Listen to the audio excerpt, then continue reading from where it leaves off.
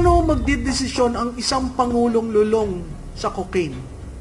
Paano susunod ang mga sundalo knowing ang nag-utos sabog, 'di ba?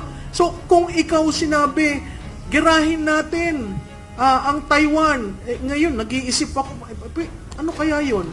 Nasa tamang wisyo o bangag? So it is a national security threat because that is the president. Sa tingin ko, yun yung burden ni Senator Marcos na kailangan niyan sabihin. Kasi apart from liniligtas ko yung kalusugan ng aking kapatid, concern rin siya as a senator sa bansa. So napakahirap yung balanse na yun, and really I thank the senator for being forthright, for being honest, although belated. Pero sa tingin ko yung nasa mesa dito, alam naman natin yung talagang nangyari doon. At public office is a public trust. Doon pumapaloob eh.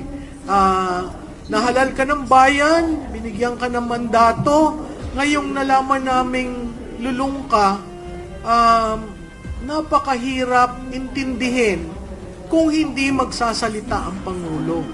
At kung hindi mag-hair follicle test.